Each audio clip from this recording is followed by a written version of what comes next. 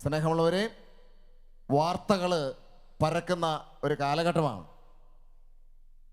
മാർക്കോസിന്റെ സുവിശേഷത്തിൽ ഒരു വാർത്ത പരന്നതിനെ കുറിച്ച് 2-ാം അധ്യായത്തിൽ കർത്താവിൻ്റെ വചനം വിവരിക്കുന്നുണ്ട്.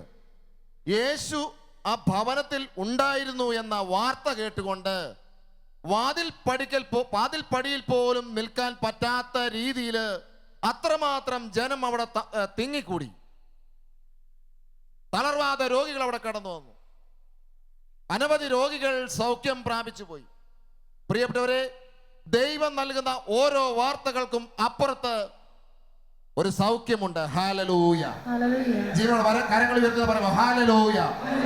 കർത്താവിന്റെ വചനം ഇതാ ഈ ശാലോം ഓഡിറ്റോറിയത്തിൽ ഇന്ന് പ്രഘോഷിക്കപ്പെടുമ്പോൾ, യേശുവിന്റെ അതേ ജീവന്റെ വചനം പ്രഘോഷിക്കപ്പെടുമ്പോൾ, ഇതേ സൗഖ്യം, തളർവാദ രോഗികള് എഴുന്നേറ്റ് പോയ സൗഖ്യം, വിടുതലിന്റെ അനുഭവം പരിശുദ്ധാത്മാവ് ഈ നൈറ്റ് വിജിലൂടെ പ്രകടമാകും. സ്നേഹമുള്ളവരെ, തുടർന്നുള്ള സമയങ്ങളിൽ ഈശോയുടെ വചനം പ്രഘോഷിക്കുവാൻ വേണ്ടി ഈ വചനവേദിയിൽ കടന്നു വന്നിരിക്കുന്നത് നിങ്ങൾക്ക് എല്ലാവർക്കും ഏറെ സുപരിചിതനായ ബഹുമാനപ്പെട്ട സാജു ഇലഞ്ഞിയിൽ MST അച്ഛനാണ്.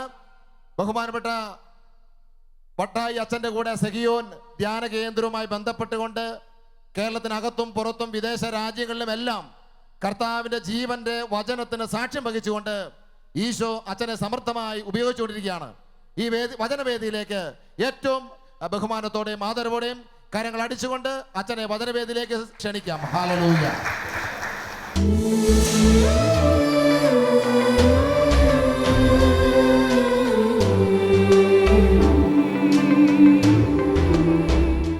ഒരു നിമിഷം നമുക്ക് എഴുന്നേറ്റ് നിൽക്കാം. കരങ്ങൾ ഹൃദയത്തോട് ചേർത്ത് വയ്ക്കാം. പരിശുദ്ധാത്മാവായ ദൈവമേ, അങ്ങയുടെ സാന്നിധ്യത്തെ ഓർത്ത് നന്ദി പറഞ്ഞ് പ്രാർത്ഥിക്കുന്നു. പുറപ്പാട് പുസ്തകത്തിൻ്റെ 20-ാം അധ്യായത്തിൻ്റെ 24-ാം വാക്യത്തിൽ വചനം അരുളി ചെയ്യുന്നു, എൻ്റെ നാമം അനുസ്മരിക്കുവാൻ ഞാൻ ഇടവരുന്നിടത്തെല്ലാം ഞാൻ നിങ്ങളുടെ അടുക്കലേക്ക് വന്ന് നിങ്ങളെ അനുഗ്രഹിക്കും. ദൈവത്തിൻ്റെ നാമത്തെ ഓർക്കുന്ന, അനുസ്മരിക്കുന്ന ഓരോ വ്യക്തികളുടെയും കുടുംബങ്ങളുടെയും അടുക്കലേക്ക് അവിടുന്ന് അവരെ അനുഗ്രഹിക്കുമെന്ന് ദൈവം വാഗ്ദാനം ചെയ്യുകയാണ്. യേശു അരുളി ചെയ്തു. മത്തായിയുടെ സുവിശേഷം 18-ാം അധ്യായത്തിൻ്റെ 20-ാം തിരുവാക്യം, എൻ്റെ നാമത്തിൽ 2-3 പേർ ഒരുമിച്ച് കൂടിയാൽ അവരുടെ മധ്യേ ഞാൻ ഉണ്ടാകും. ഓ ദൈവമേ, ഇന്ന് ലോകത്തിൻ്റെ നാനാഭാഗങ്ങളിലിരുന്ന് ശാലോം ചാനലിലൂടെ അങ്ങയുടെ നാമത്തെ അനുസ്മരിക്കുന്ന ഓരോ മകനെയും മകളെയും കുറിച്ച് അങ്ങേക്ക് കരുതലുണ്ടല്ലോ. ഓ ദൈവമേ, ഈ രാത്രിയിൽ ഞങ്ങൾ പ്രാർത്ഥിക്കുകയാണ്. പല വിധത്തിലുള്ള രോഗങ്ങളും അസ്വസ്ഥതകളും മനസ്സിൻ്റെ ഭാരങ്ങളും ഞങ്ങളെ അലട്ടുമ്പോൾ ഈ രാത്രിയിൽ ഞങ്ങൾ ഉണർന്നിരുന്ന് പ്രാർത്ഥിക്കുന്നു. ജെറമ്യാ പ്രവാചകന്റെ പുസ്തകത്തിൽ 31-ാം അധ്യായം 9 മുതലുള്ള തിരുവാക്യങ്ങൾ, കണ്ണുനീരോടെയാണ് അവർ വരുന്നത്. ഞാൻ അവരെ ആശ്വസിപ്പിച്ച് അനയിക്കും. ഞാൻ അവരെ നീരൊഴുക്കുകളിലേക്ക് നയിക്കും. അവരുടെ പാതകൾ സുഗമമായിരിക്കും. അവർക്ക് ഇനിമേൽ കാലിടറുകയില്ല. യേശുവേ, അങ്ങ് അരുളി ചെയ്തു. മത്തായി 11:28, അധ്വാനിക്കുന്നവരും ഭാരം വഹിക്കുന്നവരുമായ എല്ലാവരും എൻ്റെ അടുക്കിലേക്ക് വരുവിൻ, ഞാൻ നിങ്ങളെ ആശ്വസിപ്പിക്കാം. 2 കരങ്ങളൊന്ന് സ്വർഗത്തിലേക്ക് ഉയർത്തിപ്പിടിക്കാം. ഓ ദൈവമേ, തുടർന്നുള്ള മണിക്കൂറുകളിൽ ദൈവത്തിൻ്റെ വചനം കേൾക്കുന്ന മാത്രയിൽ തന്നെ അത്ഭുതകരമായ രോഗസൗഖ്യങ്ങളും വിടുതലുകളും സംഭവിപ്പാൻ തക്കവിധം അങ്ങയുടെ കരം നീട്ടണമേ എന്ന് പ്രാർത്ഥിക്കുന്നു. പ്രിയ സഹോദര, സഹോദരി, നീ ഇപ്പോൾ എവിടെയായിരിക്കുന്നോ അവിടെ നിന്ന് എൻ്റെ കരങ്ങൾ ഉയർത്തിപ്പിടിക്കുക. തമ്പുരാന്റെ സന്നിധിയിലേക്ക് കരങ്ങൾ ഉയർത്തുക. നീ എന്നെ വിളിക്കുക, അപ്പോൾ ഞാൻ നിനക്ക് ഉത്തരമരുളും. നിന്റെ ബുദ്ധിക്ക് അതീതവും നിഗൂഢവും മഹത്വമായ കാര്യങ്ങൾ ഞാൻ നിനക്ക് വെളിപ്പെടുത്തി തരും. ഓ പ്രിയ ദൈവ പൈതലേ, നിന്റെ സ്വരം ഉയരട്ടെ, നിന്റെ കരങ്ങൾ ഉയരട്ടെ. ദൈവസന്നിധിയിലേക്ക് കരങ്ങൾ ഉയരുമ്പോൾ അത്ഭുതകരമായ ശക്തി വ്യാപരിക്കും. ദൈവത്തിന്റെ അനുഗ്രഹത്തിന് വേണ്ടി ആഗ്രഹിച്ച് കരങ്ങൾ ഉയർത്തി അതിരെ തുറന്ന് എല്ലാവരും സ്തുതിക്കാമോ? യേശുവിന്റെ നാമത്തെ ഉറക്കെ വിളിക്കാമോ? യേശുവേ, ഹല ഹല ഹല ഹല. ഓ ദൈവമേ, ഈ രാത്രി വിടുതലിന്റെ രാത്രിയായി മാറട്ടെ. ഈ രാത്രി സൗഖ്യത്തിന്റെ രാത്രിയായി മാറട്ടെ. ഈ രാത്രി മോചനത്തിന്റെ രാത്രിയായി മാറട്ടെ.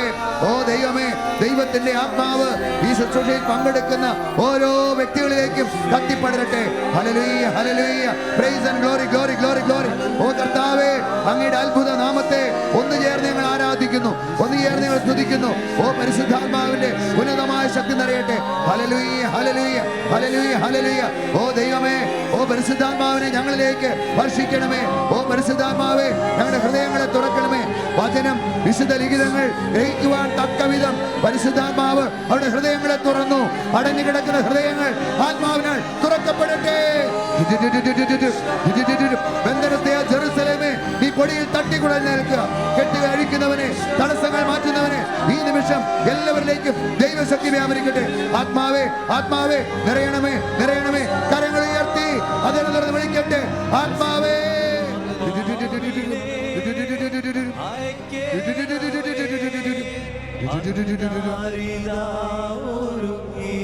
ആത്മാവിനെ അയക്കണമേ.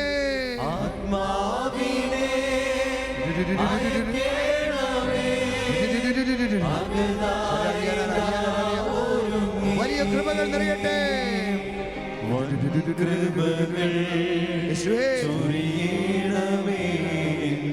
അഭിഷേകം ചെയ്യണമേ. ഓ പരിശുദ്ധാത്മാവേ, വൻ കൃപകൾ ചൊരിയണമേ. Hallelujah, hallelujah. അഭിഷേകം ചെയ്യണമേ. ഓ പരിശുദ്ധാത്മാവേ, അഭിഷേകം ചെയ്യണമേ. കരങ്ങളെ ഹൃദയത്തോട് ചേർത്ത് വെക്കാം. പരിശുദ്ധ അമ്മേ മാതാവേ, വചനമാകുന്ന യേശുവിനെ ഉദരത്തിൽ വഹിക്കാൻ ഭാഗ്യം ലഭിച്ചവളും വചനത്തെ ഹൃദയത്തിൽ എപ്പോഴും താലോലിച്ചുകൊണ്ടിരുന്നവളുമായ അമ്മേ, തുടർന്ന് അമ്മയുടെ പ്രിയമകൻ്റെ വചനം പ്രഘോഷിക്കപ്പെടുന്ന നിമിഷങ്ങളിൽ ഇത് ശ്രവിച്ചുകൊണ്ടിരിക്കുന്ന, പങ്കുകൊടുത്തുകൊണ്ടിരിക്കുന്ന എല്ലാവരിലേക്കും പരിശുദ്ധാത്മാവ് നിറയാനും അവരുടെ ജീവിതങ്ങൾ അനുഗ്രഹപൂർണ്ണമാകുവാനും വേണ്ടി അമ്മയെ പ്രാർത്ഥിക്കണമേ. വലതുകരമുയർത്തി ഒരുമിച്ച് പ്രാർത്ഥിക്കാമോ? നന്മ നിറഞ്ഞ മറിയമേ സ്വസ്തി,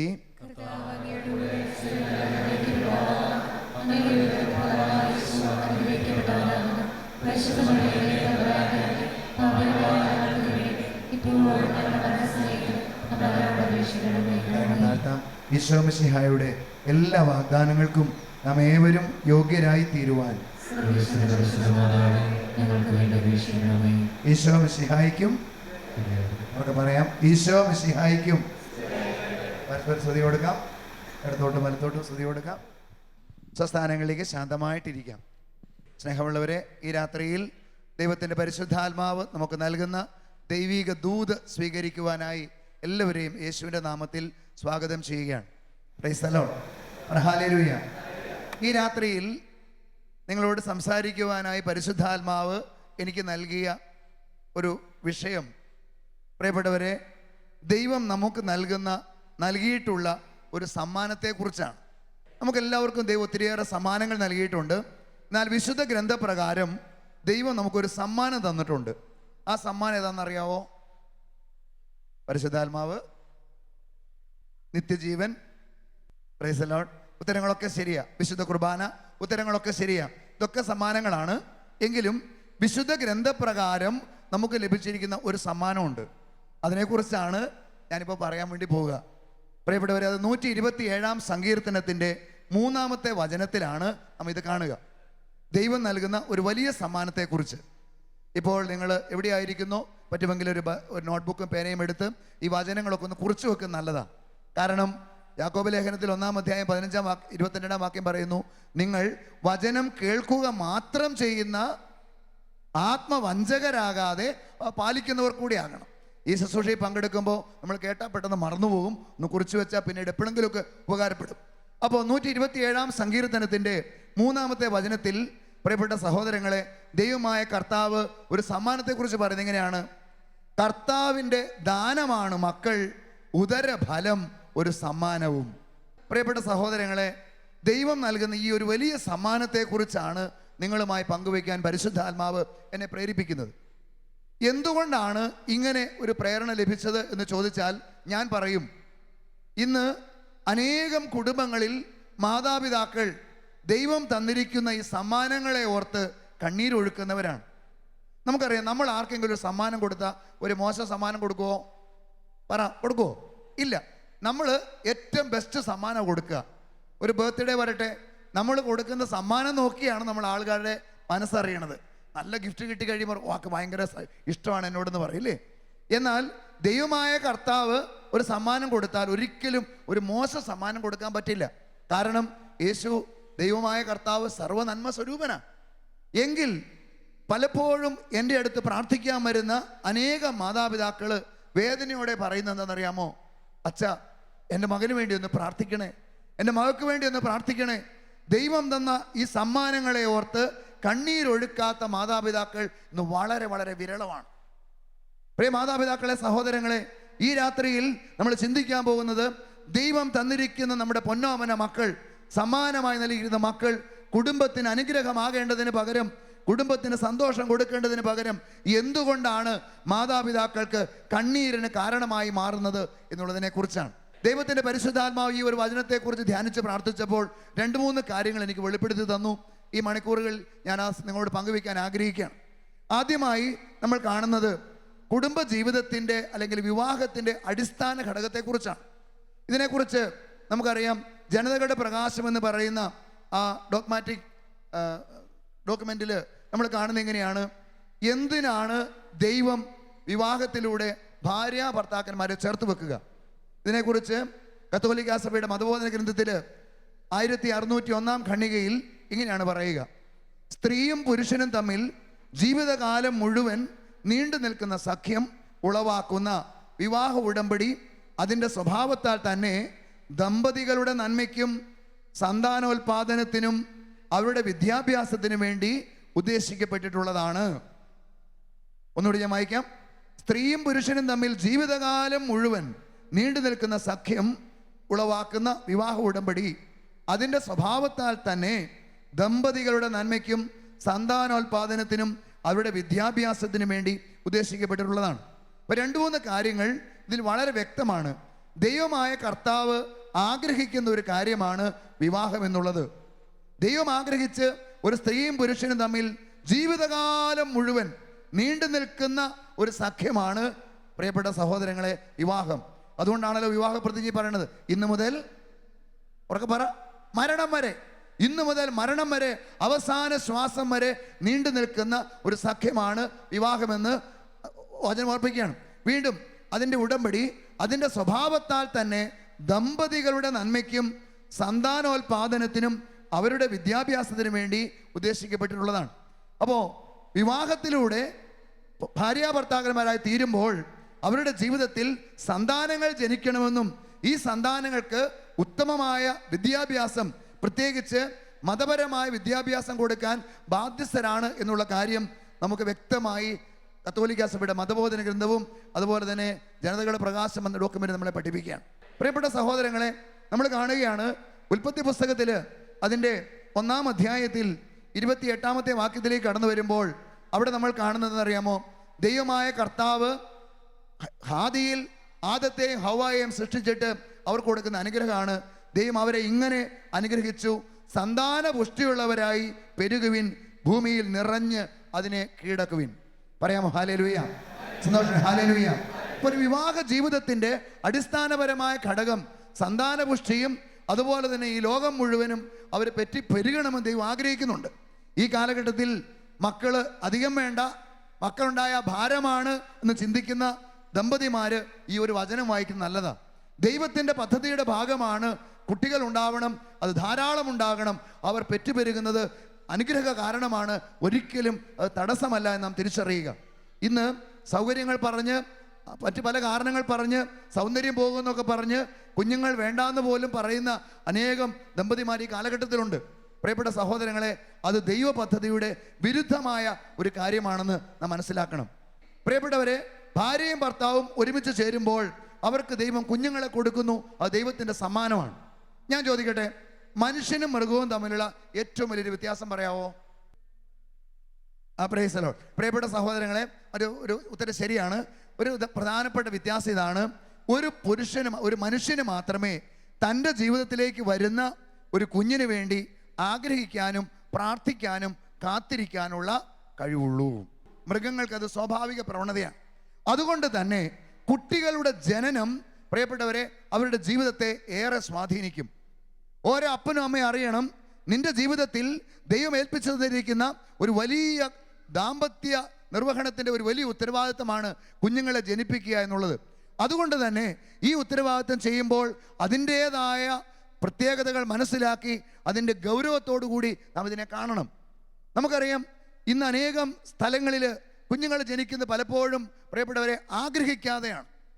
പലപ്പോഴും ആഗ്രഹിക്കാതെ കുഞ്ഞുങ്ങൾ ജനിക്കുമ്പോൾ ഉണ്ടാകുന്നത് എന്താണെന്നറിയാമോ? ആ കുഞ്ഞ് മുറിവേറ്റുണ്ടാകുന്ന കുഞ്ഞാവും.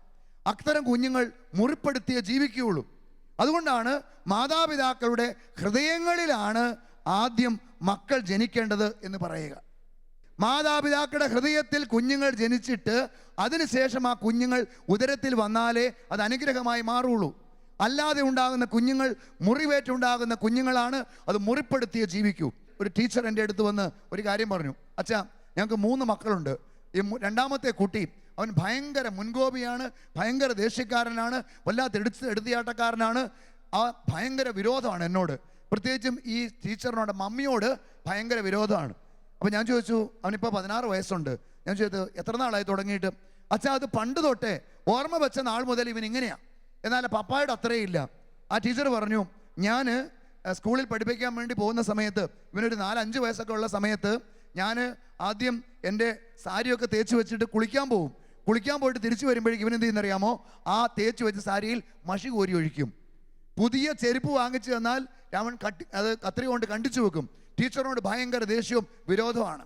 ഞാൻ ഈ ടീച്ചറിന് വേണ്ടി പ്രാർത്ഥിച്ചപ്പോൾ എനിക്കൊരു കാര്യം പിടികിട്ടി. ഞാൻ ചോദിച്ചു, ടീച്ചർ ഈ രണ്ടാമത്തെ കുഞ്ഞിനെ ആഗ്രഹിക്കാതെയാണോ ഗർഭം ധരിച്ചത്? ടീച്ചർ പറഞ്ഞു, അതെ അച്ഛാ. ആ ടീച്ചർ എന്നോട് കാര്യം പറഞ്ഞു, അച്ഛാ, ഞാനൊരു പ്രൈവറ്റ് സ്കൂളിൽ ജോലി ചെയ്തുകൊണ്ടിരിക്കുമ്പോഴാണ് എൻ്റെ കല്യാണം നടക്കുന്നത്. കല്യാണം നടന്നു, 1 വർഷം കഴിഞ്ഞപ്പോൾ ഒരു കുഞ്ഞുണ്ടായി. അടുത്ത കുഞ്ഞിനെ ഇപ്പം വേണ്ട, ഒരു നല്ല ഗവൺമെൻറ് ജോലി കിട്ടിയിട്ട് മതിയെന്ന് ഞാനും ഭർത്താവും തീരുമാനിച്ചിരുന്നു. എന്നാൽ എന്തു പറയണ്ടു, പെട്ടെന്ന് രണ്ടാമതും ഞാൻ ഗർഭിണിയായി. രണ്ടാമതും ഗർഭിണിയായപ്പോൾ ആ കുഞ്ഞിനെ നശിപ്പിക്കാമെന്ന് ഞാൻ എൻ്റെ ചേട്ടനോട് പറഞ്ഞു. ചേട്ടൻ പറഞ്ഞു, ഇല്ല, തമ്പുരാൻ തന്ന കുഞ്ഞിനെ നശിപ്പിക്കാൻ പാടില്ല, അതിനെ നമ്മൾ സൂക്ഷിക്കണമെന്ന് പറഞ്ഞു. അങ്ങനെ ചേട്ടൻ സമ്മതിച്ചില്ല. എന്നിട്ട് ഈ ടീച്ചർ പറയാണ്, അച്ഛാ, എനിക്കറിയാവുന്ന ചില പൊടിക്കൈയൊക്കെ ചെയ്തു നോക്കി ഈ കുഞ്ഞിനെ നശിപ്പിക്കാൻ, പക്ഷേ കുഞ്ഞ് നഷ്ടപ്പെട്ടില്ല. പ്രിയപ്പെട്ട സഹോദരങ്ങളെ, ഈ കുഞ്ഞ് വളർന്നു വന്നപ്പോൾ ഈ അമ്മയോട് വല്ലാത്ത വെറുപ്പിൻ്റെ ഒരു ഉടമയായിട്ട് മാറി. ഞാൻ പറഞ്ഞു, ആ കുഞ്ഞിന് ഒരു ആന്തരിക സൗഖ്യ ധ്യാനത്തിൽ പങ്കെടുപ്പിക്കും, സമയം കിട്ടുമ്പോൾ ആ കുഞ്ഞിൻ്റെ ആ മുറിവുണക്കാൻ വേണ്ടി പ്രാർത്ഥിക്കുക. അതുകൊണ്ട് പ്രിയപ്പെട്ട മാതാപിതാക്കളെ, മക്കൾക്ക് ജന്മം കൊടുക്കുമ്പോൾ പ്രാർത്ഥിച്ചൊരുങ്ങി ജന്മം കൊടുത്താലേ ആ ജന്മങ്ങൾ അനുഗ്രഹപൂർണ്ണമാവുകയുള്ളൂ. നമ്മൾ കാണുന്നുണ്ട് സാമുവേൽ പ്രവാചകന്റെ പുസ്തകത്തിൽ, സാമുവേലിന് ജന്മം കൊടുക്കാൻ വേണ്ടി ആ അമ്മ കരഞ്ഞു പ്രാർത്ഥിക്കുന്ന ദേവാലയത്തിൽ ആ കുഞ്ഞ് അനുഗ്രഹമായി മാറി. സ്നാപക യോഹന്നാൻ ജന്മം കൊടുക്കാൻ വേണ്ടി എലിസബത്ത് പ്രാർത്ഥിച്ച് കാത്തിരിക്കുന്നു, ആ കുഞ്ഞ് അനുഗ്രഹമായി മാറി. അപ്പോൾ പ്രാർത്ഥനയുടെ പിൻബലത്തിൽ ജനിക്കുന്ന കുഞ്ഞുങ്ങൾ മാത്രമേ സമൂഹത്തിനും കുടുംബത്തിനും അനുഗ്രഹമായി മാറുകയുള്ളൂ. പ്രിയപ്പെട്ട സഹോദരിമാരെ, നിങ്ങളോട് ഞാൻ ഒരു കാര്യം പറയാം. ഗർഭസ്ഥ ശിശുവിനെ വഹിക്കുന്ന സമയത്ത് നിങ്ങളുടെ ജീവിതത്തിൽ നിങ്ങൾ ചെയ്യുന്ന പല പ്രവൃത്തികളും അറിഞ്ഞോ അറിയാതെയോ ആ കുഞ്ഞിനെ സ്വാധീനിക്കാം. ഒരു 2 മാസം മുന്നേ ഉണ്ടായ ഒരു സംഭവം ഞാൻ പറയാം. എൻ്റെ അടുത്ത് ഒരു ചേച്ചി വന്നു. ആ ചേച്ചി വന്നിട്ട് എന്നോട് പറഞ്ഞു, അച്ഛാ, എൻ്റെ മോള് 5ാം ക്ലാസ്സിൽ പഠിക്കുക, പക്ഷേ 24 മണിക്കൂറും അവൾക്ക് സീരിയലിൻ്റെ അടിമത്തമാണ്. സീരിയൽ എന്ന് പറഞ്ഞാൽ ഏത് സീരിയലാണ് കാണുന്നത്? ഹിന്ദി, തമിഴ് എന്ന് വേണ്ട, മലയാളം ഏതെങ്കിലും സീരിയൽ കണ്ടാൽ മതി. അവിടെ ഒറ്റ ഇരിപ്പാണ്, പഠിക്കുകയല്ല. 5ാം ക്ലാസ്സിലെത്തി ഇങ്ങനെ ഭയങ്കര ബഹളം. ഞാൻ ചേച്ചിയോട് ചോദിച്ചു, ചേച്ചി, ഇത് ആദ്യത്തെ കുഞ്ഞാണോ? അല്ല, 2ാമത്തെ കുഞ്ഞ്. എന്നിട്ട് ഞാൻ ചോദിച്ചു, ചേച്ചി ഈ കുഞ്ഞിനെ ഉദരത്തിൽ വഹിക്കുന്ന കാലത്ത് എങ്ങനെയുണ്ടായിരുന്നു? അപ്പോൾ ആദ്യത്തെ കുഞ്ഞ് ജനിച്ചു, 2ാമത്തെ കുഞ്ഞ് പോയി, അത് അബോട്ടായി പോയതുകൊണ്ട്, നഷ്ടപ്പെട്ടു പോയതുകൊണ്ട് ഡോക്ടർമാരോട് 6 മാസക്കാലം ബെഡ് റെസ്റ്റ് പറഞ്ഞു. അപ്പം ഞാൻ ചോദിച്ചു, ഈ സമയത്ത് ചേച്ചി എന്താ ചെയ്തുകൊണ്ടിരുന്നത്? ഞാൻ ഫുൾ ടൈം TV-യുടെ സീരിയൽ കണ്ടുകൊണ്ടിരിക്കുകയായിരുന്നു. പ്രിയപ്പെട്ട മാതാപിതാക്കളെ, അതുകൊണ്ട് കുഞ്ഞുങ്ങൾക്ക് കൊടുക്കുന്ന ജന്മം അത് പരിശുദ്ധമാകണം. അതുകൊണ്ടാണ് റോമാലേഖനത്തിൽ 11-ാം അധ്യായത്തിൻ്റെ 16-ാം വാക്യം പറയുന്നത്, വേര് പരിശുദ്ധമാണെങ്കിൽ ശാഖകൾ പരിശുദ്ധമാണ്. വേര് പരിശുദ്ധമാകണം. മാതാപിതാക്കൾ പരിശുദ്ധരായാലേ അവരുടെ മക്കൾ പരിശുദ്ധരാവുകയുള്ളൂ. വേര് പരിശുദ്ധമാണെങ്കിൽ ശാഖകൾ പരിശുദ്ധമാണ്. അതുകൊണ്ടാണ് വീണ്ടും മത്തായിയുടെ സുവിശേഷത്തിൽ 7-ാം അധ്യായത്തിൽ 18 വാക്യങ്ങൾ യേശു പറയുന്നത്, ഫലത്തിൽ നിന്നാണ് വൃക്ഷത്തെ തിരിച്ചറിയുക. നല്ല വൃക്ഷത്തിന് ചീത്ത വൃക്ഷം നല്ല ഫലമോ കൊടുക്കാൻ പറ്റില്ല. അതുകൊണ്ട് മാതാപിതാക്കൾ കുഞ്ഞുങ്ങൾക്ക് ജന്മം കൊടുക്കുമ്പോൾ പ്രാർത്ഥിച്ചൊരുങ്ങി വിശുദ്ധിയോടെ ജന്മം കൊടുത്തിട്ടില്ലെങ്കിൽ കുഞ്ഞുങ്ങൾ മുറിവേറ്റുണ്ടാവുന്നവരാവും. അത് നമുക്ക് അസ്വസ്ഥതയ്ക്ക് കാരണമാകാം. പറയാമോ ഹല്ലേലൂയ? സന്തോഷത്തോടെ ഹല്ലേലൂയ. വലതുകരം ഉയർത്തി സ്തുതിച്ചാട്ടെ. Hallelujah, hallelujah. ഉറക്കെ സ്തുതിക്കണം. യേശുവേ എന്ന് ഉറക്കെ വിളിച്ചേ. യേശുവേ, യേശുവേ, യേശുവേ. മക്കളെ അനുഗ്രഹിക്കണേ ദൈവമേ. ഈ വചനം കേട്ടുകൊണ്ടിരിക്കുമ്പോൾ തന്നെ വലിയ കൃപ നിറയട്ടെ. ഹല്ലേലൂയ, ഹല്ലേലൂയ, ഹല്ലേലൂയ. യേശുവേ ആരാധന, ആരാധന. യേശുവേ നന്ദി, യേശുവേ സ്തുതി. Price the Lord. ഉറക്കെ പറഞ്ഞേ ഹല്ലേലൂയ.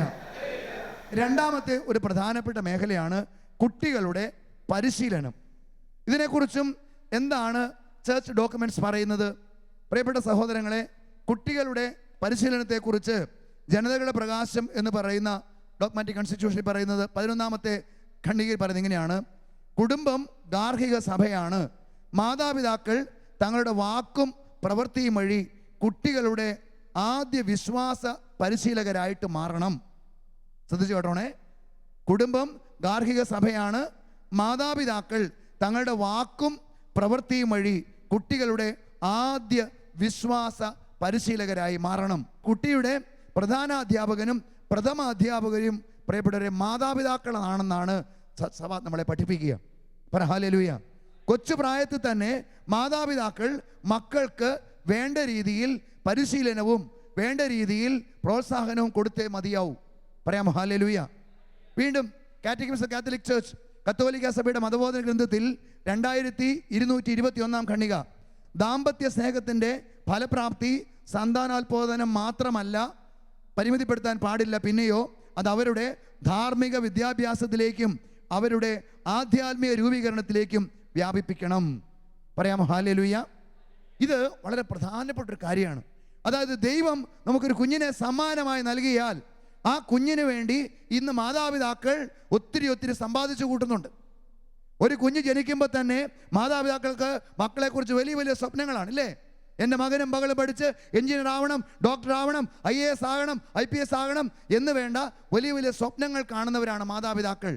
അതുകൊണ്ട് തന്നെ എന്ത് സംഭവിക്കും? ഈ മക്കൾക്ക് വേണ്ട എല്ലാ പ്രോത്സാഹനവും എല്ലാം വാങ്ങിച്ചു കൊടുക്കാൻ മാതാപിതാക്കൾക്ക് ഒരു മടിയില്ല.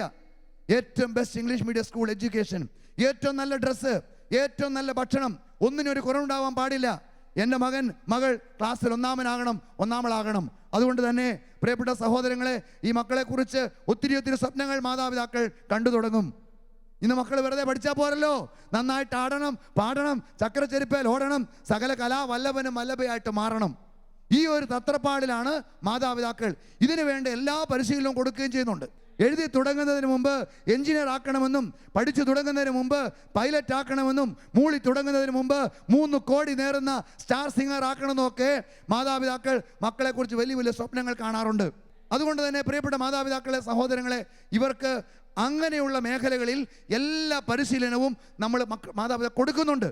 എന്നാൽ നിങ്ങളൊരു കാര്യം മനസ്സിലാക്കണം, ഒരേ സമയം തന്നെ 2 യുദ്ധക്കളത്തിൽ യുദ്ധം ചെയ്യേണ്ടി വരുന്ന ഒരു സൈനികനെ പോലെയാണ് ഇന്ന് നമ്മുടെ മക്കൾ ലോകത്തിന് മുമ്പിൽ. ഒന്നാമത്തെ മേഖല എന്ന് പറയുന്നത് ആ വ്യക്തിയുടെ ജീവിതത്തിൽ ഉന്നത വിജയം നേടാൻ, സാമ്പത്തിക വിജയം പ്രാപിക്കാൻ, നല്ല ജോലി നേടാൻ വേണ്ടി ഭൗതികമായ മേഖലകളിൽ ഒരു യുദ്ധക്കളമുണ്ട്. അതിൻ്റെ വേണ്ട എല്ലാ പരിശീലനവും നമ്മൾ കൊടുക്കുന്നുണ്ട്. എന്നാൽ അതുപോലെ തന്നെ പ്രിയപ്പെട്ട സഹോദരങ്ങളെ, മറ്റൊരു മേഖലയുണ്ട്. അത് മറ്റൊന്നുമല്ല, ആത്മീയമായ മേഖല. നന്മയും തിന്മയും തമ്മിലുള്ള ഒരു യുദ്ധമുണ്ടാകുമ്പോൾ നന്മയുടെ പക്ഷം ചേരാനുള്ള പരിശീലനം മാതാപിതാക്കൾ വേണ്ട വിധത്തിൽ മക്കൾക്ക് കൊടുക്കാത്തതിൻ്റെ ഒരു കുറവ് നമ്മൾ ഇന്ന് അനുഭവിക്കുന്നുണ്ട് എന്നുള്ളത് നമ്മൾ പറയാതിരിക്കാൻ വയ്യ. പറഞ്ഞേ ഹല്ലേലൂയ.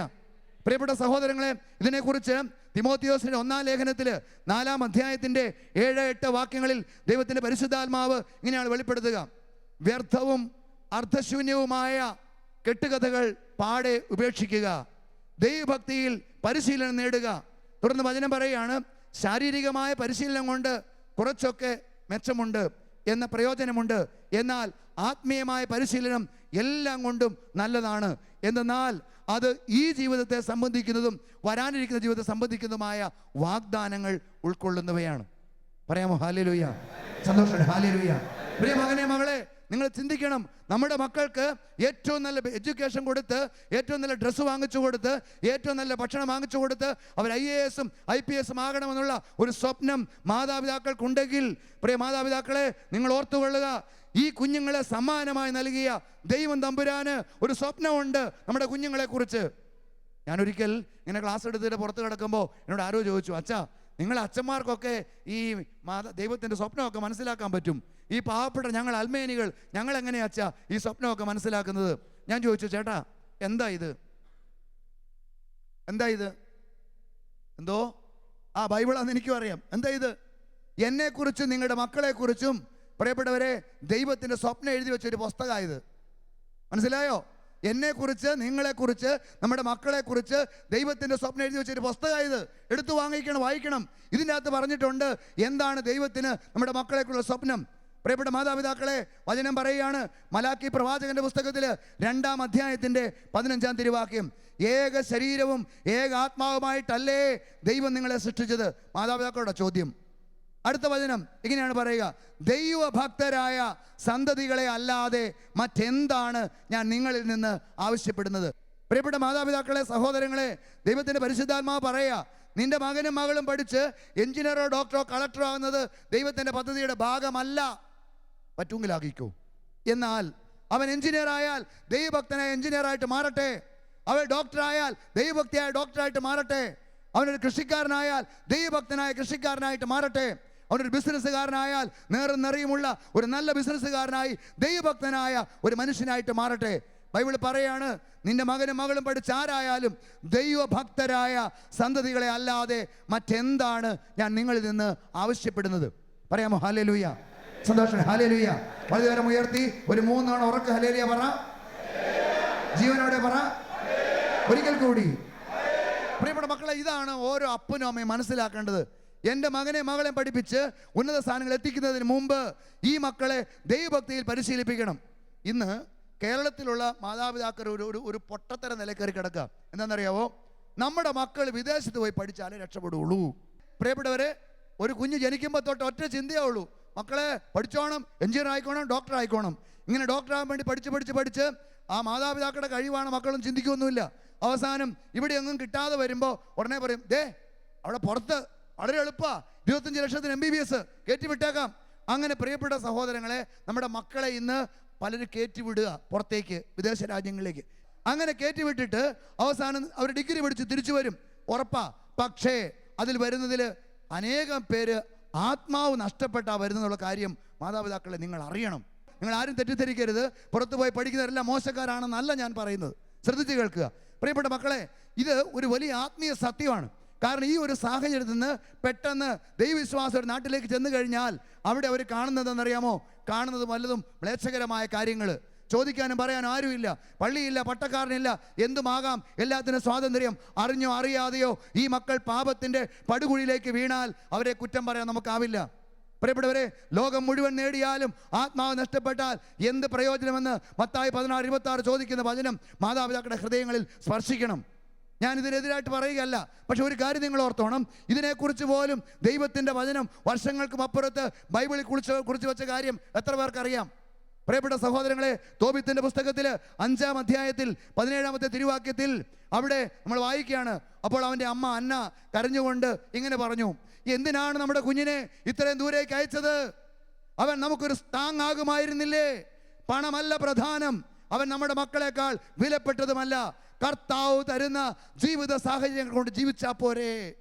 ഓർത്ത് നോക്ക്, വർഷങ്ങൾക്ക് മുമ്പ് ദൈവത്തിൻ്റെ പരിശുദ്ധാത്മാവ് എഴുതി വെച്ച വചനം, തോബിത്തിൻ്റെ പുസ്തകം 5-ാം അധ്യായം 17-ാം വാക്യം. അമ്മ ചോദിക്കുക, എന്തിനാ നമ്മുടെ കുഞ്ഞിനെ ഇത്രയും ദൂരേക്ക് അയച്ചത്? അവൻ നമുക്കൊരു താങ്ങാകുമായിരുന്നില്ലേ? പണമല്ല പ്രധാനം, അവൻ നമ്മുടെ മക്കളെക്കാൾ വിലപ്പെട്ടതുമല്ല. കർത്താവ് തരുന്ന ജീവിത സാഹചര്യം കൊണ്ട് ജീവിച്ചാൽ പോരെ. പൊന്നു മാതാപിതാക്കളെ, സഹോദരങ്ങളെ, പുറത്തു പോയാൽ മാത്രമേ നമ്മുടെ മക്കൾ നന്നാവൂന്ന് ചിന്തിക്കല്ലേ. ഒരു വ്യക്തിയുടെ കുടുംബത്തിൻ്റെ അനുഗ്രഹം എന്താണെന്നറിയാമോ? വചനം പറയുന്നു, 10 സുഭാഷിതം 10:22, കർത്താവിൻ്റെ അനുഗ്രഹമാണ് സമ്പത്ത് നൽകുന്നത്, അവിടുന്ന് ദുഃഖം കലർത്തുകയില്ല. ദൈവ പൈതലിൻ്റെ ഏറ്റവും വലിയ സമ്പത്ത് എന്ന് പറയുന്നത് മണിമാളികയോ ബാങ്ക് ബാലൻസോ ഒന്നും അല്ല പ്രിയപ്പെട്ടവരെ, കർത്താവിൻ്റെ അനുഗ്രഹം. ഇത് കൊച്ചുനാളിൽ മാതാപിതാക്കൾ മക്കളിൽ പറഞ്ഞു കൊടുക്കണം, പരിശീലിപ്പിച്ചു കൊടുക്കണം, ജീവിതത്തിലൂടെ കാണിച്ചു കൊടുക്കണം. പറഞ്ഞേ ഹല്ലേലൂയ. തോബിത്തിൻ്റെ തന്നെ പുസ്തകത്തിൽ 4-ാം അധ്യായത്തിൽ 21 മുതലുള്ള വാക്യങ്ങളിൽ ഒരപ്പൻ മകന് കൊടുക്കുന്ന മനോഹരമായ ഒരു ഉപദേശമുണ്ട്. ആ ഉപദേശം വെറുതെ കൊടുക്കുന്നതല്ല, തൻ്റെ ജീവിത മാതൃക കാണിച്ചു കൊടുക്കുകയാണ്. ആ അപ്പൻ മകനോട് പറയാ, മകനെ, നാം ദരിദ്രരായിരിക്കുന്നതിൽ നിനക്ക് ആദി വേണ്ടടാ. നമ്മൾ പാവപ്പെട്ടവരാണോ? നിനക്ക് ടെൻഷൻ വേണ്ട. നിനക്ക് കർത്താവിനോട് ഭക്തി ഉണ്ടായിരിക്കുകയും നീ പാപത്തിൽ നിന്ന് അകന്നിരിക്കുകയും ദൈവസന്നിധിയിൽ പ്രീതികരമായി ജീവിക്കുകയും ചെയ്താൽ വലിയ സമ്പത്ത് കൈവരും. ഒരപ്പൻ്റെ ആത്മീയമായ ഒരു ദർശനത്തിൽ നിന്നുണ്ടായ ഒരു ചിന്ത മകനെ പറഞ്ഞു കൊടുക്കുക, മക്കളെ, നമ്മൾ പാവപ്പെട്ടവരാണോ? ടെൻഷൻ വേണ്ട. മകനെ, നാം ദരിദ്രരായിരിക്കുന്നതിൽ നിനക്ക് ആദി വേണ്ടടാ. നിനക്ക് ദൈവത്തോട് ഭക്തി ഉണ്ടാവണം. നീ പാപത്തിൽ നിന്ന് അകന്നിരിക്കണം. ദൈവസന്നിധിയിൽ പ്രീതികരമായി പ്രവർത്തിച്ചാൽ വലിയ സമ്പത്ത് കൈവരും. പറയാമോ ഹല്ലേലൂയ? എൻ്റെ പൊന്നു മാതാപിതാക്കളെ, എന്തെല്ലാം വെട്ടിപ്പിടിച്ചിട്ടും നമ്മുടെ മക്കള് ഇന്ന് ദൈവാനുഗ്രഹമില്ലാത്ത മക്കളായി ജീവിക്കുന്നതിന് മനം തോന്നുന്നത് എത്രയോ മാതാപിതാക്കളുണ്ട്. സമ്പത്തുണ്ട്, ആയുസ്സുണ്ട്, ആരോഗ്യമുണ്ട്. അതുകൊണ്ട് ശൈശവത്തിൽ തന്നെ നടക്കേണ്ട വഴി പരിശീലിപ്പിക്കണം അവയെ. എന്നാൽ വാർദ്ധക്യത്തിലും അതിൽ നിന്ന് വ്യതിചലിക്കുകയില്ല. സുഭാഷിതം 22:6 സുഭാഷിതം 22:6 പറയാണ്, ഒരു പൈതൽ, ദൈവ പൈതലിനെ ശൈശവത്തിൽ തന്നെ നടക്കേണ്ട വഴി പരിശീലിപ്പിക്കണം. എപ്പോഴാണ് പരിശീലിപ്പിക്കേണ്ടത്? ഉറക്കെ പറയാമോ? ശൈശവം. അതായത് മലയാളത്തിൽ നമുക്കറിയാം, ഒരു വ്യക്തിയുടെ ജീവിതത്തിൽ 5 ഘട്ടം ഉണ്ടെന്നാണ് പറയാം. എത്ര ഘട്ടമുണ്ട്? ഏതൊക്കെയാ പറ? ഒന്നാമത്തെ ഏതാ? ശൈശവം. Okay, very good. രണ്ടാമത്തെ ബാല്യം, യൗവനം, കൗമാരം, യൗവനം, വാർദ്ധക്യം. ഇതാണ് 5 ഘട്ടങ്ങൾ. ഇതിൽ ആദ്യത്തെ വചനം പറയാണ്, ശൈശവത്തിൽ തന്നെ നടക്കേണ്ട വഴി പരിശീലിപ്പിക്കണം. ശൈശവം എന്ന് പറഞ്ഞാൽ എത്ര വയസ്സ് വരെ ആയിരിക്കും? മാക്സിമം ഒരു 6 വയസ്സ് വരെ. 7 തൊട്ട് 12 വരെ അത് ബാല്യമായി. 13 കഴിഞ്ഞാൽ ടീനേജ്, കൗമാരമായി, പിന്നെ യൗവനം, വാർദ്ധക്യം. അപ്പോൾ ദൈവത്തിൻ്റെ പരിശുദ്ധാത്മാവ് പറയാണ്, പൊന്ന സഹോദരങ്ങളെ, ഈ ഒരു 6-7 വയസ്സിന് മുമ്പ് തന്നെ നടക്കേണ്ട വഴി പരിശീലിപ്പിച്ചു കൊടുക്കണം. പറഞ്ഞേ ഹല്ലേലൂയ, ഹല്ലേലൂയ. ഒരിക്കൽ ക്ലാസ് കഴിഞ്ഞ് പുറത്തിറങ്ങുമ്പോൾ പ്രിയപ്പെട്ടവരെ, ഒരു സഹോദരൻ എടുത്ത് വന്ന് പറഞ്ഞു. അദ്ദേഹം പറഞ്ഞു, ഫാദർ, എനിക്ക് ഫാദറിൻ്റെ പ്രസംഗമൊക്കെ ഇഷ്ടമായി, ഞാനൊരു കോളേജ് പ്രൊഫസറാണ്. ഞാൻ പറഞ്ഞു, ഓ സാറാണല്ലേ, എന്താ സാറേ, താങ്ക് യു. അപ്പോൾ സാറ് പറഞ്ഞു, അതെ ഫാദർ പറഞ്ഞ ഒരു കാര്യം എനിക്ക് അങ്ങ് ദഹിക്കാൻ പറ്റിയില്ല. എന്താ അത്? അദ്ദേഹം പറഞ്ഞു, സർ, ഫാദർ പറഞ്ഞില്ലേ ഒരു 6 വയസ്സിന് മുന്നേ മക്കളെ അതൊക്കെ പഠിപ്പിക്കണമെന്ന്, ദൈവഭക്തിയൊക്കെ അതൊക്കെ നടക്കില്ല അച്ഛാ. ഒരു 10 വയസ്സായിട്ട് ഈ നെല്ലും പതിരും തിരിച്ചറിയാൻ പറ്റാത്ത മുമ്പിൽ എന്ത് പഠിപ്പിച്ചിട്ട് എന്താ കാര്യം? അതുകൊണ്ട് ഒരു 10 വയസ്സ് കഴിഞ്ഞിട്ട് പഠിപ്പിക്കുന്നതാണ് നല്ലത്. അപ്പം ഞാൻ പറഞ്ഞു, തമ്പുരാൻ കർത്താവിന് വേണമെങ്കിൽ ബാല്യം എന്ന് എഴുതാമായിരുന്നല്ലോ. തമ്പുരാൻ ശൈശവം എന്ന് എഴുതിയാൽ ശൈശവം തന്നെയല്ലേ? അപ്പോൾ ഈ സഹോദരനെ ഉപദേശിച്ചു, അച്ഛാ, ദൈവവചനം അച്ഛൻ അതുപോലെ തന്നെ വ്യാഖ്യാനം ചെയ്യരുത്, നമ്മുടെ ബുദ്ധി ഉപയോഗിക്കണം, എന്നിട്ട് വ്യാഖ്യാനം ചെയ്യണം. ഇല്ലെങ്കിൽ ഞങ്ങളെപ്പോലെ അഭ്യസ്ത വിദ്യർക്ക് അത് അല്പം ഒരു ബുദ്ധിമുട്ടായി മാറും. ഞാൻ പറഞ്ഞു, എൻ്റെ പൊന്നു സഹോദര, ഇത് ദൈവത്തിന് നമ്മളേക്ക് ഞാനും ബുദ്ധിയുണ്ട്. അതുകൊണ്ട് ശൈശവം എന്നാണെങ്കിൽ ശൈശവം തന്നെയാണ്, ഞാൻ അങ്ങനെ പറയുള്ളൂ. പിന്നീട് ഞാൻ ചോദിച്ചു, ചേട്ടൻ്റെ കുടുംബത്തിലെ അംഗങ്ങളൊക്കെ. അപ്പോൾ അദ്ദേഹത്തിന് 3 കുട്ടികളാണ്. മൂത്ത കുട്ടി ഒരു ആൺകുട്ടി 7ാം ക്ലാസ്സിൽ പഠിക്കുന്നു. രണ്ടാമത്തെ 2 ഇരട്ടക്കുട്ടികളാണ്. അവർ 1ാം ക്ലാസ്സിൽ 6 വയസ്സേ ഉള്ളൂ. ഞാൻ ചോദിച്ചു, മക്കൾ എങ്ങനെയുണ്ട്? ആ മക്കളെക്കുറിച്ച് പുള്ളി വാചാലനായി. അച്ഛാ, എൻ്റെ പൊന്ന് തങ്കക്കിടാങ്ങൾ വളരെ നല്ല മക്കളാണ്, ഇരട്ടക്കുട്ടികളാണ്. ഞാൻ ചോദിച്ചു, മക്കൾ ഇംഗ്ലീഷൊക്കെ പറയോ?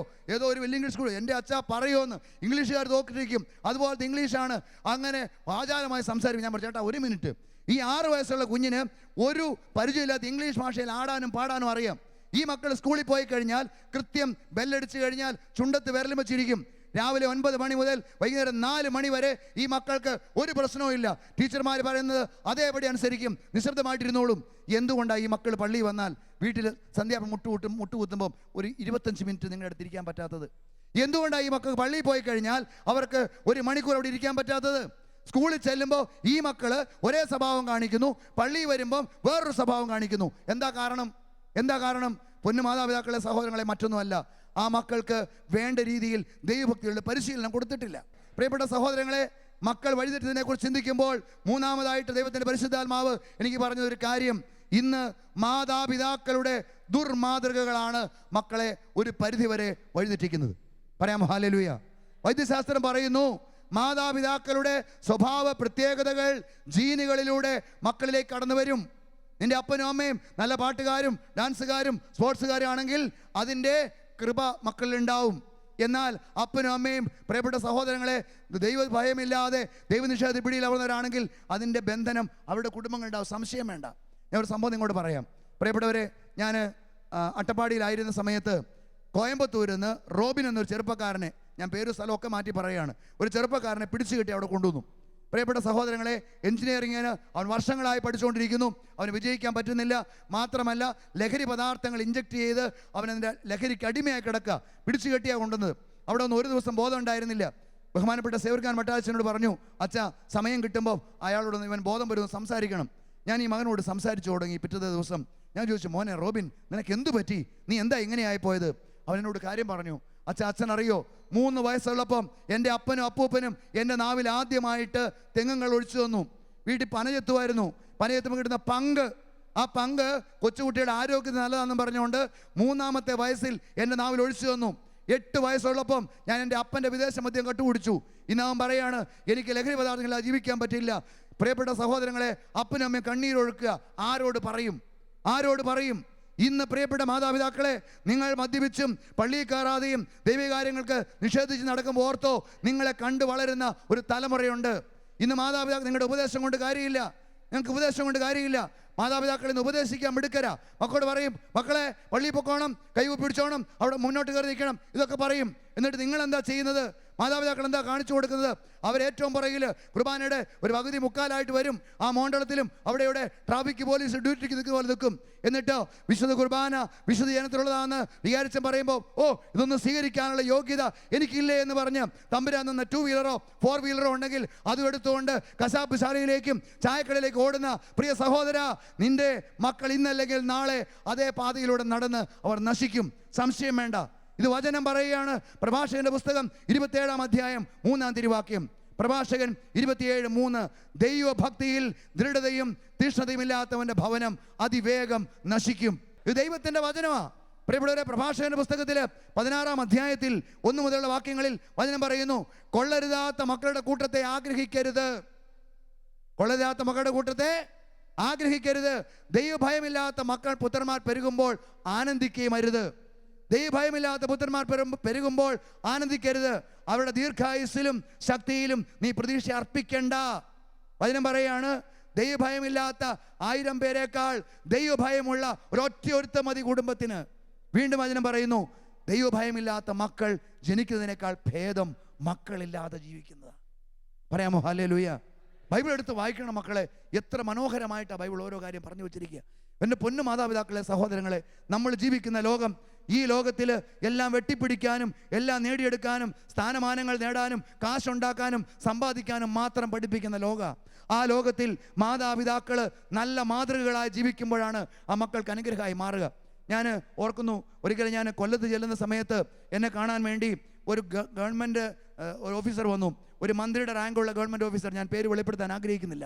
ആ സഹോദരൻ വന്ന് എൻ്റെ അടുത്ത് മുട്ടുകുത്തി, അച്ഛാ എനിക്ക് വേണ്ടി ഒന്ന് പ്രാർത്ഥിക്കണം. പ്രിയപ്പെട്ടവരെ, പോലീസ് എസ്കോർട്ടിലാണ് വണ്ടി വന്നത്. അവിടെ വന്നു, ഞാൻ അദ്ദേഹത്തിന് വേണ്ടി പ്രാർത്ഥിച്ചു. എനിക്ക് വലിയ സന്തോഷവും അഭിമാനവും തോന്നി.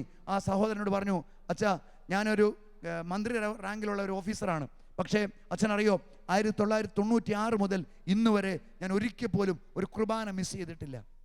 ഞാൻ ഒരിക്കൽ പോലും 1996 മുതൽ ഇന്ന് വരെ ഒരു കുർബാന മിസ് ചെയ്തിട്ടില്ല. ഒരു വലിയ IAS ഓഫീസറാണെന്ന് ഓർക്കണം. അദ്ദേഹം വീണ്ടും പറഞ്ഞു, അച്ഛാ ഞാൻ ഒരു കൊച്ചുകുട്ടിയായിരുന്ന സമയത്ത് 5 വയസ്സുള്ളപ്പോൾ ഞാൻ ഇപ്പോഴും ഓർക്കുന്നു, എൻ്റെ പപ്പ രാവിലെ കുളിക്കുന്ന സ്വരം കേട്ടിട്ടാണ് ഞങ്ങൾ കേൾക്കുന്നത്. 5:30 അപ്പായിട്ട് കുളിക്കും, 6 മണിക്ക് പള്ളിയിൽ പോകാൻ വേണ്ടി. അപ്പോൾ ഞങ്ങളെ വിളിച്ചേൽപ്പിച്ചു കൊണ്ടുവരും. അങ്ങനെ എൻ്റെ പപ്പ കാണിച്ചെന്ന മാതൃകയാണ് എന്നെ വഴി നടത്തിയത്. ഇപ്പോൾ എനിക്ക് 2 മക്കളുണ്ട് അച്ഛാ, ഞാൻ ഒന്നും പറയണ്ട, അവരെവിടെയാണെങ്കിലും അവരെന്നും പള്ളിയിൽ പോകും. മാതാപിതാക്കൾ കൊടുക്കുന്ന നല്ല മാതൃക, നല്ല മാതൃക. ഇതൊരു ഭാഗത്ത് നിൽക്കുമ്പോൾ അപ്പനും മക്കളും ഒരുമിച്ചിരുന്ന് കുടിക്കുകയും ചീട്ട് കളിക്കുകയും അച്ഛന്മാരെ സിസ്റ്റേഴ്സിനെ സഭയെ വിമർശിക്കുകയും ചെയ്ത കുടുംബങ്ങളും ഇന്ന് ഇല്ലാതില്ല എന്ന് പറയുന്നതിൽ പ്രിയപ്പെട്ട സഹോദരങ്ങളെ വിഷമമുണ്ട്. പറഞ്ഞേ ഹല്ലേലൂയ, സന്തോഷം, ഹല്ലേലൂയ. അതുകൊണ്ട് പ്രിയപ്പെട്ട മാതാപിതാക്കളെ, നിങ്ങളുടെ ജീവിത മാതൃക വളരെ വളരെ പ്രധാനപ്പെട്ടതാണ്. ഓർത്ത് നോക്കണം, മാതാപിതാക്കൾ ചെയ്യുന്ന പല പ്രവൃത്തികളുമാണ് മക്കളിലേക്ക് കടന്നു വരിക. ഇന്നാളൊരിക്കൽ ഒരു സഹോദരൻ അദ്ദേഹത്തിൻ്റെ 5ാം ക്ലാസ്സിൽ പഠിക്കുന്ന മോനെയും കൊണ്ട് എൻ്റെ അടുത്ത് കൊണ്ടുവന്നു. അച്ഛാ ഒന്ന് പ്രാർത്ഥിക്കണം. എന്ത് പറ്റി? അവൻ പറഞ്ഞു, അച്ഛാ ഇവൻ 5ാം ക്ലാസ്സിൽ പഠിക്കുകയാണ്, ഒറ്റ മോനേ ഉള്ളൂ, ഭയങ്കര ദേഷ്യമാണ് അച്ഛാ, ഭയങ്കര മുൻകോപം, ഒന്ന് പറഞ്ഞാൽ രണ്ടാമത്തിന് പൊട്ടിത്തെറിക്കുന്ന സ്വഭാവമാണ്. അപ്പം ഞാൻ ഇവന് വേണ്ടി പിന്നെ നിപ്പ് കാണുമ്പോൾ തന്നെ അറിയാം ഭയങ്കര ദേഷ്യക്കാരന്. അപ്പം ഞാൻ ചോദിച്ചു, ചേട്ടാ നിങ്ങളിൽ ഭാര്യയ്ക്കാണോ ഭർത്താവിനാണോ ആർക്കാ ദേഷ്യം കൂടുതൽ? ചേട്ടൻ പറ, അച്ഛാ ഞങ്ങൾക്ക് 2 പേർക്കും നല്ല ദേഷ്യമാണ്. ഞാൻ മനസ്സിൽ പറഞ്ഞു, വിത്ത് ഗുണം, ബാക്കി പറ. അത് തന്നെ, അപ്പനും അമ്മയ്ക്ക് ദേഷ്യമുണ്ട് മക്കൾക്ക് ഉണ്ടാവും. ആരോട് പറയാനാ? എന്നിട്ട് ഈ മകനോട് ഞാൻ ചോദിച്ചു. അപ്പം രണ്ടാമത്തെ കംപ്ലൈൻറ്റ് എന്തറിയാമോ? ഇവന് പള്ളിയിൽ പോവുകയില്ല, പ്രാർത്ഥിക്കുകയില്ല. പ്രാർത്ഥിക്കാൻ തുടങ്ങുന്ന സമയത്ത് ഭയങ്കര അസ്വസ്ഥതയാണ്. ഉടനെ അവൻ അത് പോകണം ഭയങ്കര ബുദ്ധിമുട്ട്. അപ്പോൾ ഇവന് വേണ്ടി ഞാൻ പ്രാർത്ഥിക്കാൻ വേണ്ടി തുടങ്ങി. ഞാൻ പറഞ്ഞു, ഓക്കെ മോനെ നീ മുട്ടുകുത്ത്, എന്നിട്ട് ഞാൻ ഇവന് വേണ്ടി പ്രാർത്ഥിക്കാം. ഇവന് വേണ്ടി പ്രാർത്ഥിക്കാൻ വേണ്ടി തലേ കൈവെക്കാൻ സമയത്ത് അവൻ്റെ കൈക്കിട്ടൊരു തട്ട്. എന്നിട്ട് അവൻ അപ്പനോട് ചോദ്യം, ഡാഡ് ഡു യു പ്രേ? അപ്പം പ്രാർത്ഥിക്കുന്നുണ്ടോ? അത്രയും നേരം വീരവാദർക്ക് ചേട്ടൻ മിണ്ടാൻ വാക്കുകൾ ഉണ്ടായില്ല. ഞാൻ ചോദിച്ചു, ചേട്ടാ എന്താ ഇവൻ പറഞ്ഞതിൻ്റെ അർത്ഥം? അപ്പോൾ ആ ചേട്ടൻ പറയാണ്, അച്ഛാ ഞാൻ വിദേശത്ത് ജോലിയാ അച്ഛാ, ഞാൻ വല്ലപ്പോഴൊക്കെ അവധിക്ക് വരാറുള്ളൂ. അവധിക്ക് വരുമ്പം എനിക്കങ്ങനെ പ്രാർത്ഥിക്കാനൊന്നും അറിയില്ല. അമ്മയും മക്കളൊക്കെ പ്രാർത്ഥിക്കുമ്പം ഞാൻ കമ്പ്യൂട്ടർ നോക്കിക്കൊണ്ടിരിക്കും. ഞാൻ പറഞ്ഞു, ചേട്ടൻ മുട്ടുകുത്ത്. ഞാൻ ആദ്യം ചേട്ടൻ്റെ തലയിലാണ് കൈവെക്കേണ്ടത്. ഇന്ന് അനേകം മാതാപിതാക്കളുടെ തലയിൽ ആദ്യം കൈവെക്കേണ്ടത്. പൊന്നു മാതാപിതാക്കളെ, യേശു പറഞ്ഞു യോഹന്നാൻ 17:19, I sanctify myself for the sake of them. ഞാൻ അവർക്ക് വേണ്ടി എന്നെ തന്നെ വിശുദ്ധീകരിക്കുന്നു. ഓരോ അപ്പനും അമ്മയും മക്കൾക്ക് വേണ്ടി സ്വയം വിശുദ്ധീകരിക്കപ്പെടാൻ തയ്യാറായെങ്കിൽ മാത്രമേ കുടുംബത്തിൽ മക്കൾ ദൈവഭക്തിയിലും ദൈവസ്നേഹത്തിലും വ്യാപരിക്കുകയുള്ളൂ. ദൈവത്തിൻ്റെ പരിശുദ്ധാത്മാവ് ഇതിനെക്കുറിച്ച് വളരെ വ്യക്തമായി പഠിപ്പിക്കുന്നത് ഇങ്ങനെയാണ്.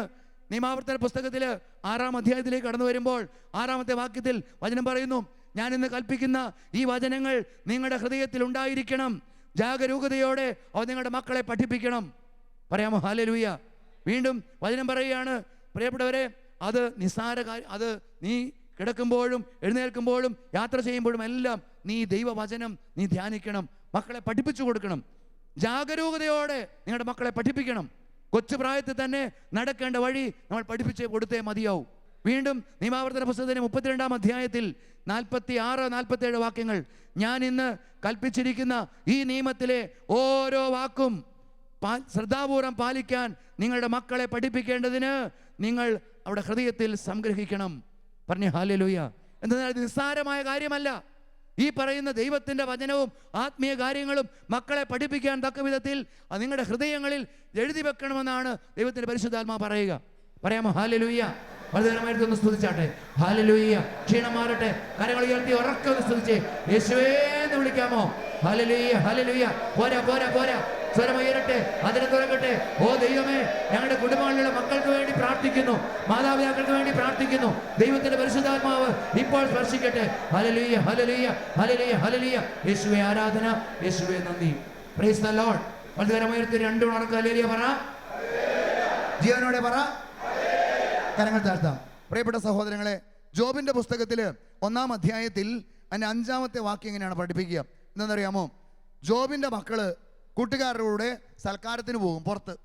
എന്നിട്ട് വചനം പറയാണ്, സൽക്കാര കർമ്മം പൂർത്തിയാക്കി ഇത് മക്കൾ തിരിച്ചു വരുമ്പോൾ അവർ പാപം ചെയ്തിട്ടുണ്ടോ എന്ന് കരുതി ഈ ജോബ് എന്ത് ചെയ്യും? അവരെ വിശുദ്ധീകരിക്കുകയും അതിനുശേഷം ഈ മക്കൾക്ക് വേണ്ടി ജോബ് ദഹന ബലി അർപ്പിച്ച് പ്രാർത്ഥിക്കുകയും ചെയ്യും. മക്കൾ പുറത്ത് എവിടെയോ പോയി, സൽക്കാരത്തിന് ആഘോഷത്തിന് പോയി.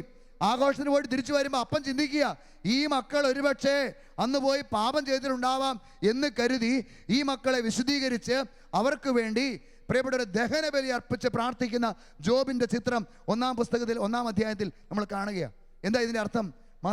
നിങ്ങൾ വിശുദ്ധീകരിക്കപ്പെടണം, മക്കൾക്ക് വേണ്ടി വിശുദ്ധീകരിക്കപ്പെടണം. ഞാൻ ഒരിക്കൽ ഒരിടത്ത് ധ്യാനിപ്പിക്കുന്ന സമയത്ത് ഒരു സഹോദരനോട് പറഞ്ഞു, അച്ഛാ എൻ്റെ മോൻ കള്ള് കുടിച്ച് തലയും കുത്തി പറിച്ച് അടക്കുക അച്ഛാ, ഒന്നും പറഞ്ഞാൽ കേൾക്കുന്നില്ല, കുടുംബത്തെ എല്ലാം നശിപ്പിക്കുക അച്ഛാ. എന്നിട്ട് ഞാൻ ചോദിച്ചു, എന്താ അതിന് കാരണം? ചേട്ടൻ മദ്യപിക്കുമായിരുന്നോ? ചേട്ടൻ പറഞ്ഞു, അച്ഛാ ഞാൻ മദ്യപിക്കുമായിരുന്നു. ഞാൻ ചേട്ടൻ എത്ര വയസ്സുണ്ട്? എനിക്കിപ്പോൾ 72 വയസ്സുണ്ട് അച്ഛാ. എന്നിട്ടോ ഞാൻ 2 വർഷം മുന്നേ കൂടി നിർത്തി അച്ഛാ. ഞാൻ പറഞ്ഞു, ചേട്ടാ വൈകിപ്പോയി. മക്കൾ കണ്ടുപിടിച്ചാതാ 72 വയസ്സിൽ 70-ാമത്തെ വയസ്സിൽ കൂടി നിർത്തിയിട്ട് കാര്യമില്ല. പൊന്നു മാതാപിതാക്കളെ, ജീവിതത്തിൽ തിരിച്ചറിവുണ്ടാവണം. നീ ചെയ്യുന്ന ഓരോ തെറ്റും നിന്റെ മക്കളിലേക്ക് കടന്നു വരും. ദാവീദിന്റെ ജീവിതം നമുക്കറിയാം. ദാവീദ് അവന്റെ ജീവിതത്തിൽ ഒരു മോശം പാപം ചെയ്തിട്ടുള്ളൂ, ഒരു ജഡത്തിന്റെ പാപം, ഒറ്റ പാപം മാത്രം. എന്നാൽ എന്താ സംഭവിച്ചത്? അവന്റെ മക്കളിലേക്ക് കടന്നു വന്നില്ലേ? പ്രിയപ്പെട്ടവരെ, അവന്റെ ഒരു മകൻ സ്വന്തം മകളെ, ആങ്ങളെ, പെങ്ങളെ ബലാത്കാരം ചെയ്ത് കാണേണ്ടി വന്ന നിർഭാഗ്യവാനായ മനുഷ്യനായി ദാവീദ് മാറിയില്ലേ? മറ്റൊരു മകൻ അബ്ശലോം ആ കുടുംബത്തിൽ വ്യഭിചാരത്തിന്റെ ഒരു പരമ്പര തന്നെ നടത്തിയില്ലേ?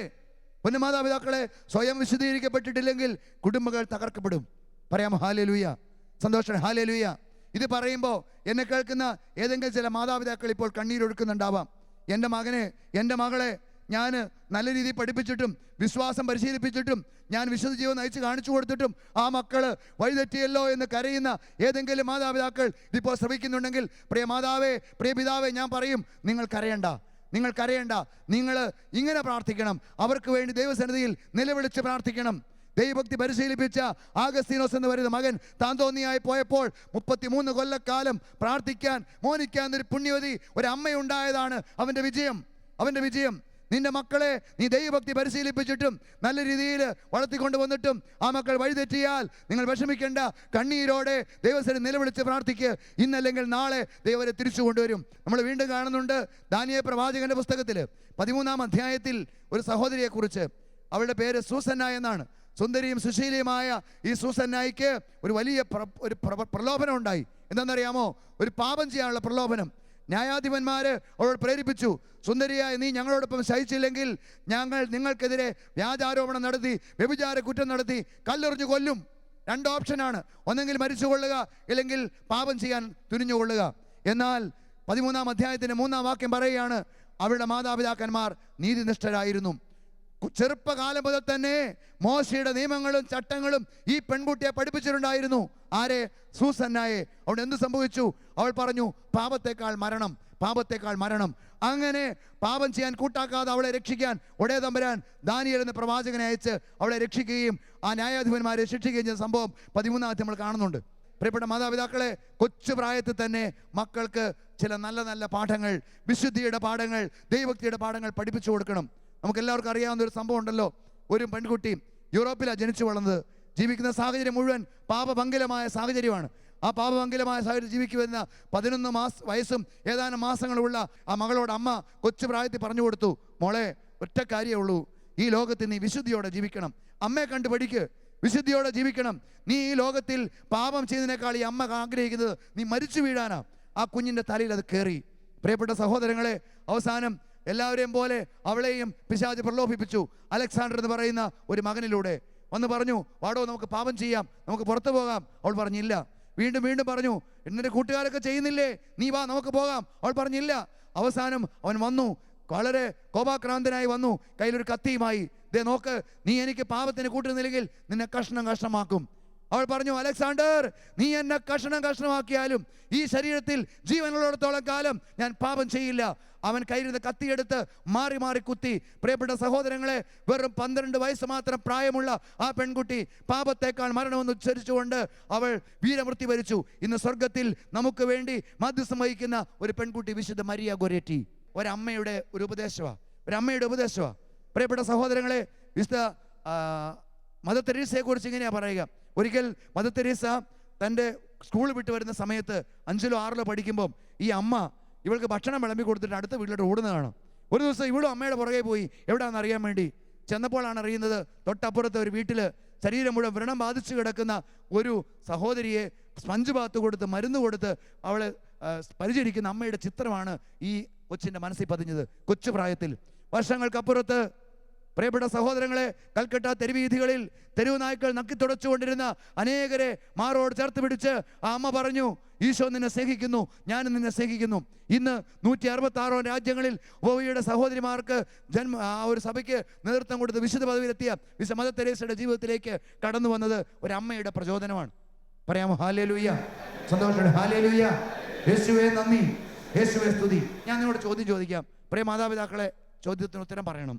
നിങ്ങൾ ജീവിക്കുന്നത് പോലെ, ശ്രദ്ധിച്ചു കേട്ടോണേ, നിങ്ങൾ ജീവിക്കുന്നത് പോലെ നിങ്ങളുടെ മക്കൾ നിങ്ങളെ കണ്ട് വളർന്നാൽ അവർ സ്വർഗത്തിൽ പോകുന്ന ഉറപ്പുള്ള മാതാപിതാക്കൾ ഒന്ന് കൈ ഉയർത്തിക്ക്. Praise the lord. പറ ഹല്ലേലൂയ, ഹല്ലേലൂയ. വിരലിലെണ്ണാവുന്ന ആളുകളുണ്ടാവും. പിന്നെ മാതാപിതാക്കളെ, വിരലിലെണ്ണാവുന്ന ആളുകൾ. ഞാൻ ജീവിക്കുന്ന പോലെ എൻ്റെ മകനും മകളും ജീവിച്ചാൽ അവർ സ്വർഗത്തിൽ പോയില്ല എങ്കിൽ എന്ത് നേടിക്കൊടുത്തെന്ന് അവർക്ക് പറയണത്. നിങ്ങൾ അവർക്ക് എന്താ നേടിക്കൊടുത്തത്? കുറേ വിദ്യാഭ്യാസവും ഒരു കമ്പ്യൂട്ടറും ഒരു ലാപ്ടോപ്പും കൊടുത്താൽ ആയോ? പ്രിയപ്പെട്ടവരെ, നമുക്കറിയാം യൂറോപ്പിന് അമേരിക്കൻ രാജ്യങ്ങൾ എന്താ സംഭവിച്ചത്? മാതാപിതാക്കൾ മക്കൾക്ക് എല്ലാം വാങ്ങിച്ചു കൊടുത്തു, സമ്പത്ത് കൊടുത്തു, കമ്പ്യൂട്ടർ കൊടുത്തു, മൊബൈൽ കൊടുത്തു, ഈശോയെ മാത്രം കൊടുത്തിട്ടില്ല. എന്ത് സംഭവിച്ചു? ഇന്ന് ആണും കൂടെ കല്യാണം, പെണ്ണും കൂടെ കല്യാണം കഴിഞ്ഞില്ലേലും കുഴപ്പമില്ല. എത്രയോ മാതാപിതാക്കൾ എൻ്റെ അടുത്ത് പൊട്ടിക്കരയുന്നറിയാമോ?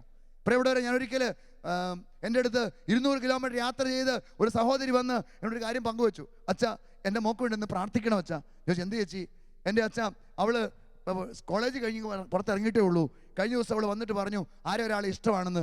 ഞാൻ ചോദിച്ചപ്പം അവളൊരു പേര് പറഞ്ഞു. നമ്മുടെ കത്തോലിക്കണെന്ന് അല്ലാന്ന് എനിക്ക് തോന്നുന്നു, ഏതായാലും മലയാളിയല്ല. അപ്പം ഞാൻ പറഞ്ഞു, എൻ്റെ പൊന്നു മോളെ, നീ എങ്ങനെയാ അവിടെ ഒന്ന് കല്യാണം കഴിക്കാൻ പറ്റില്ല? ഇല്ല മമ്മി, എനിക്ക് അയാളെ മാത്രം മതി, പിന്നെ രക്ഷയില്ലല്ലോ. അപ്പം അമ്മ പറഞ്ഞു, മോളെ നീ ഒരു ജോലി സമ്പാദിക്ക്, ഞാൻ ഒരു പണി ചെയ്യാം, അവരോട് പോയി ചോദിക്കാം, അവർക്ക് സമ്മതമാണെങ്കിൽ ഞാൻ വിവാഹം നടത്തി തരാം. അപ്പോൾ അവൾ, വിവാഹമോ? ആർക്ക്? അല്ല, നിനക്ക് അയാൾ? അയ്യേ, ഞങ്ങൾക്ക് കല്യാണമൊന്നും വേണ്ട, പിന്നെ ഞങ്ങൾ കുറച്ചാൾ ഒരുമിച്ച് ജീവിക്കാൻ പോവുക, ഒരു വീടെടുത്തു, അത് പറയാൻ വേണ്ടി വിളിച്ചതാ. അമ്മ പറയാ, ചങ്ക് തകർന്നു പോയച്ചാ. 23 കൊല്ലം ചോര നീരാക്കി ഇവിടെ വന്ന് ഇവിടെ ആട്ടും തുപ്പും കൊണ്ട് ഈ മക്കളെ വളർത്തി വലുതാക്കിയിട്ട് മുഖത്ത് നോക്കി പറയാ, എനിക്ക് വിവാഹം വേണ്ട, എനിക്ക് വെറുതെ വ്യഭിചാരത്തിൽ ജീവിച്ചാൽ മതി.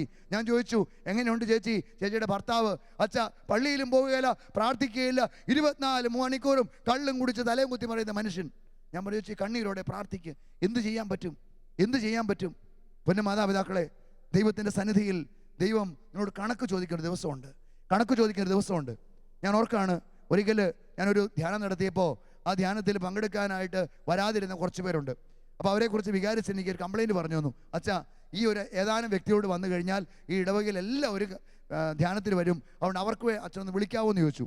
ഒരാളെ വിളിക്കാം, ഒരു പ്രമാണിയുണ്ട്, അയാളെ വിളിച്ചാൽ എല്ലാം ശരിയാവും. അല്ല, ഓരോ സ്ഥലത്ത് ഓരോ പ്രമാണിമാരുണ്ടാവുമല്ലോ.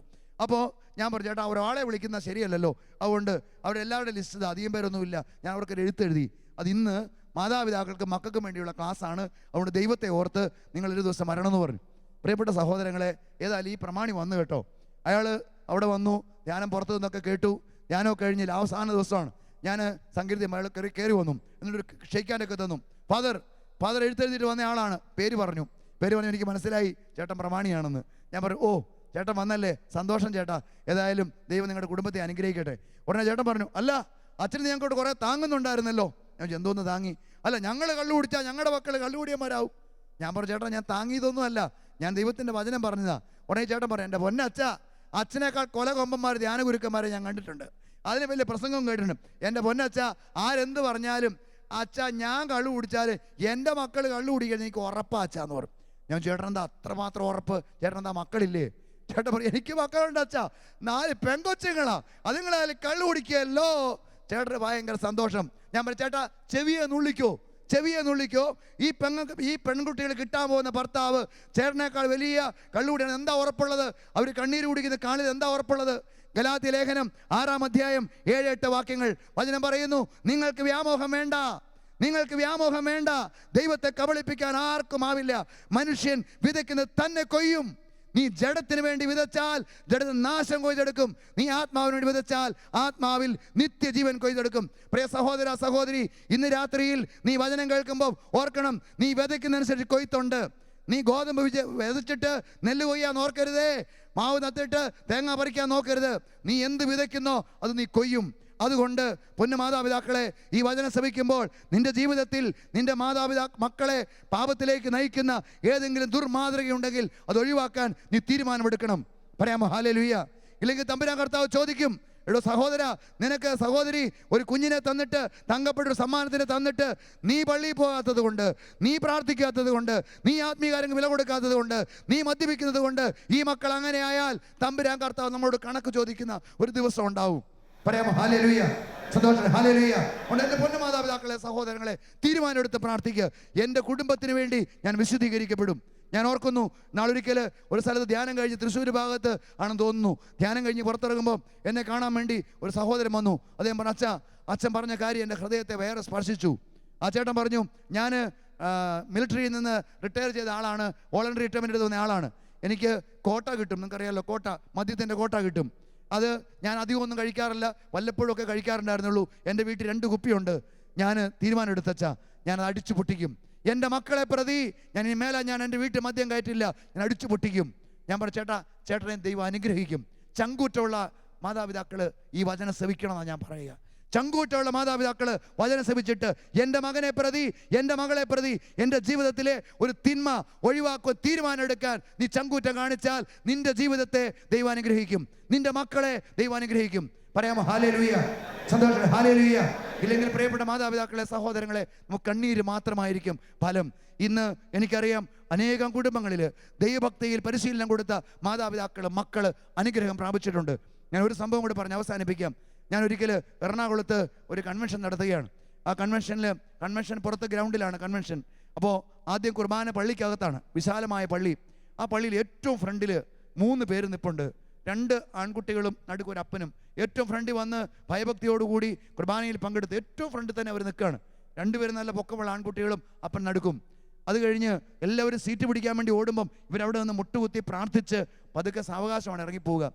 ആ 5 ദിവസം അവിടെ ധ്യാനത്തിനിടയിൽ ഒരിക്കൽ എന്നെ കാണാൻ വേണ്ടി വന്നപ്പോൾ ഞാൻ അത്ഭുതപ്പെട്ടു പോയി. ആ മനുഷ്യൻ പറഞ്ഞു, അച്ഛാ, ഞാനൊരു റിട്ടയർഡ് ബാങ്ക് മാനേജറാണ്, എൻ്റെ മോനൊരു ഡോക്ടറാണ്, ഇവന് അവനോട് ഒരു ഹോസ്പിറ്റലിൽ വർക്ക് ചെയ്യുന്നു, രണ്ടാമത്തവൻ അവൻ്റെ എഞ്ചിനീയറാണ്. അച്ഛാ, എനിക്ക് അത്ഭുതം തോന്നി.